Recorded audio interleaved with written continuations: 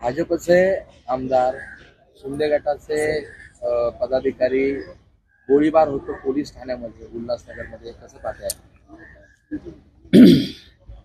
महाराष्ट्रामध्ये गेल्या 1.5 वर्षापासून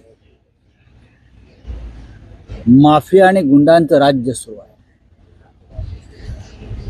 मुळात महाराष्ट्रात जे राज्य आणलेलं आहे ते झुंडशाही आणि गुंडगिरीतून आणलेलं आहे. कायदा आणि घटनेचा मुर्दा पाडून आणलेला आहे. पैशांचे ठोक व्यवहार करून हे सरकार आणल्यावर महाराष्ट्रात दुसरं काय होऊ शकतं? गेले 1.5 वर्ष आम्ही काही गोष्टी समोर आणतो. कालचा प्रकार जो आहे आमदार गणपत गायकवाड यांचा, हा उल्हासनगरचा म्हणताय ते नाहीये, हा मुख्यमंत्र्यांच्या जिल्ह्यातला आहे. हा मुख्यमंत्र्यांच्या जिल्ह्यातला आणि या गोळीबाराला स्वतः मुख्यमंत्री जबाबदार आहे.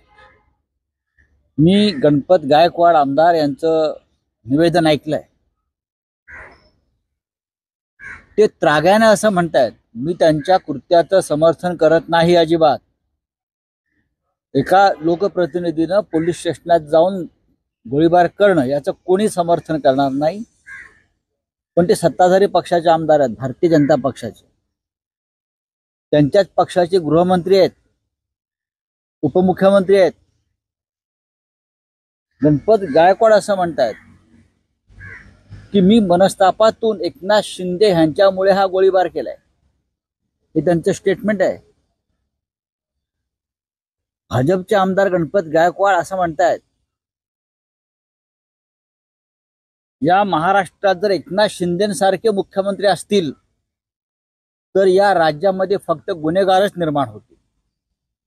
हे भारतीय जनता पक्षाच्या एका आमदाराचं निवेदन आहे पोलीस स्टेशनमधून.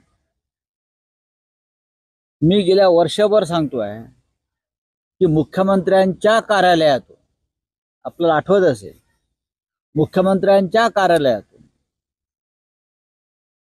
तुरुंग, गुन्हेगारांच्या टोळ्या यांना कसे दूरध्वनी जात आहेत, तुरुंगात सुद्धा. उद्याच्या निवडणुकांसाठी गुंडांची मदत व्हावी म्हणून पुणे, मुंबई, कोल्हापूरसह ठाणे जिल्ह्यामधल्या अनेक तुरुंगातल्या गुन्हेगारांना जामिनावर बाहेर काढण्यात आलेलं आहे. हे मी वारंवार सांगतोय. मी नावं देऊ शकतो.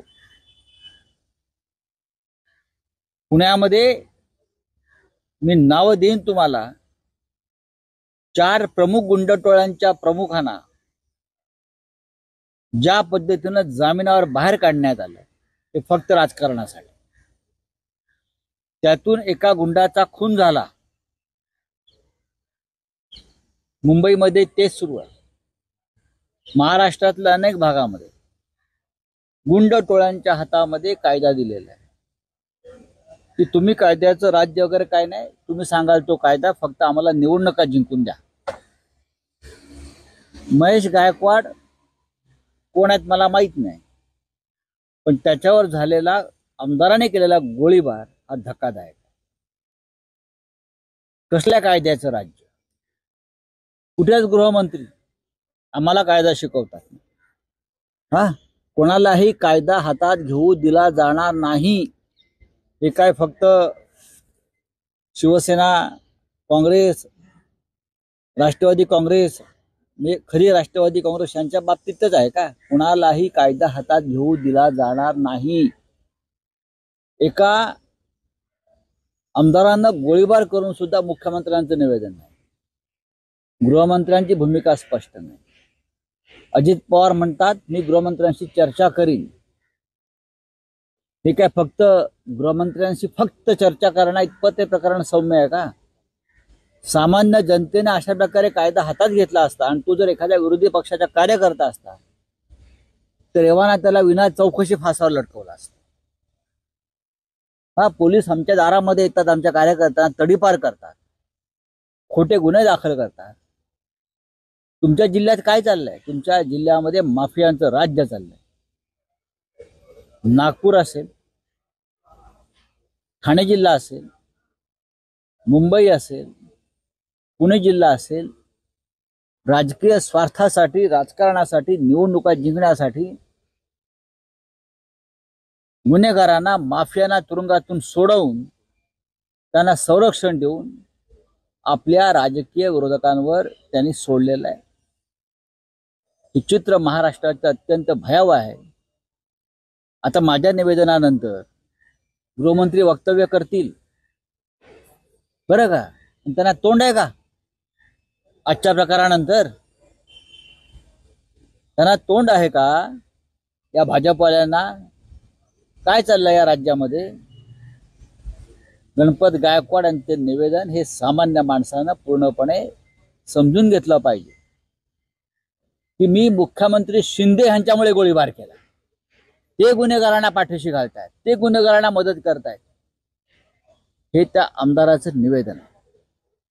गणपत गायकवाड हे 3 टर्मपेक्षा जास्त काळ आमदार आहेत आणि त्यातला बराच काळ ते भारतीय जनता पक्षामध्ये आहे अशी माझी माहिती आहे. आणि महाराष्ट्रामध्ये शिंदे यांच्या राजवटीमध्ये गुन्हेगारांची पैदास सुरू झालेली आहे. हे भारतीय जनता पक्षाचे एक आमदार सांगतोय. देवेंद्र फडणवीस आणि त्यांची पिलावळ जी आहे कुई करणारी आमच्या विरोधात, आता त्यांनी याच्यावर बोलावं. रोजच्या घडामोडी पाहण्यासाठी राजकीय दर्शन न्यूज चॅनल सबस्क्राईब करा आणि बेल आयकॉन दाबायला मुळीच विसरू नका.